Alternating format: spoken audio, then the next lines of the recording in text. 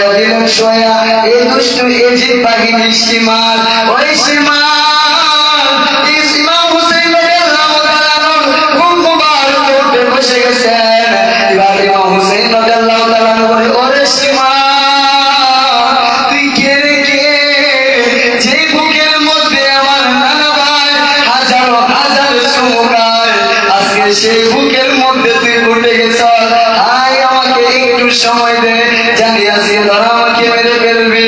আমি জানি আমার নানা ভাই আমাকে বলেছেন কারবালার দিন এমন একটা দিন আসবে যে দিনের মধ্যে মুসলমানদের জন্য, আমার নানা ভাইয়ের জন্য আমি হোসেনকে শহীদ হতে হবে।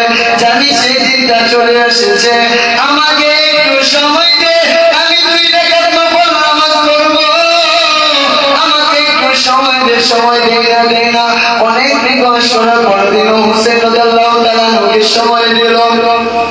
ইমাম হুসাইন রাদিয়াল্লাহু তাআলা 2 রাকাত নফল নামাজ আদায় করলেন, জুমার নামাজ আদায় করলেন।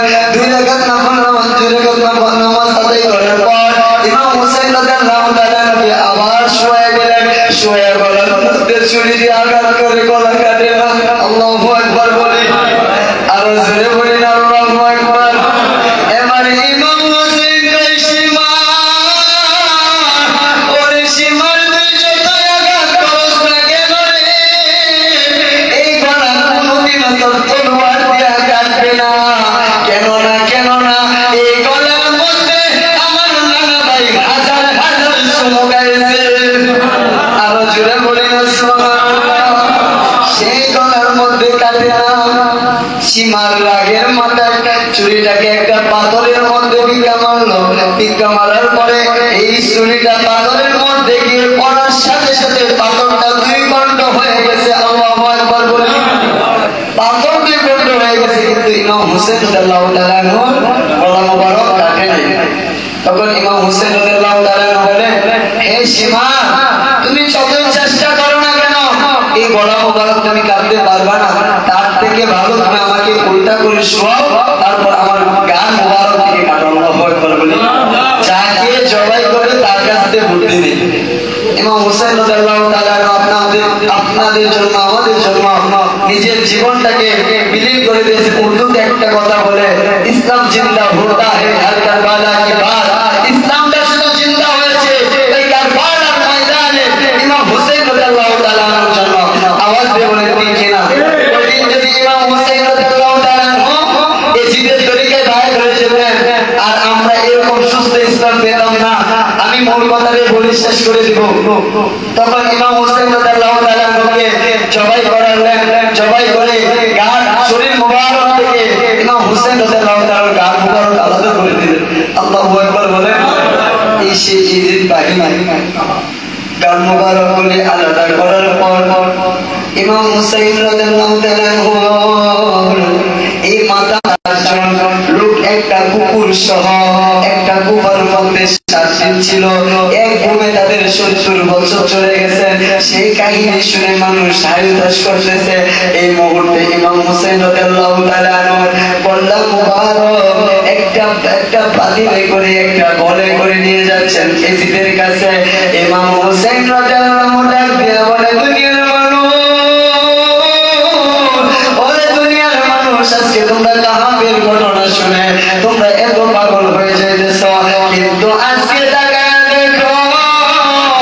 দেখো যে হুসাইনকে আল্লাহ ভালোবাসে সেই হুসাইনের কন্যা মুবারকটা তোমাদের সামনে দিয়ে নিয়ে যাইতেছে। আল্লাহু আকবার বলেন না।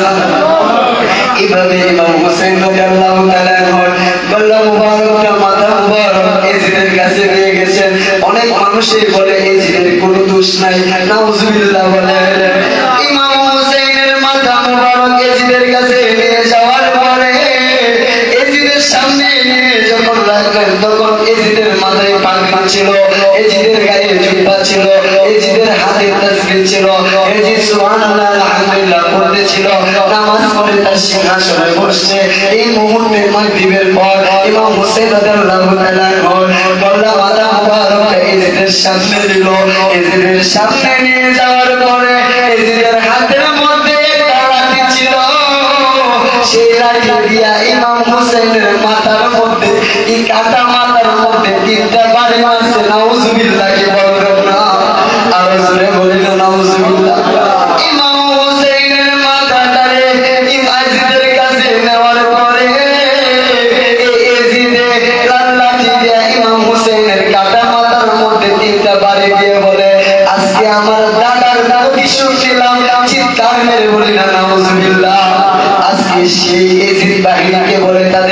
দোষ নাই, তাদের কোনো দোষ নাই, তাদের নাকি কোনো, তারাই নাকি জানতোই না। নাউজুবিল্লাহ বলেন। এখনো সে এদিন বাগের নাতিপুতিরা আছে, আমাদের ইমানটাকে চুরি করে নিতেছে, আমাদের ইমানটাকে চুরি করতেছে, আপনার আমার ইমানটাকে শেষ করতেছে। কারবালার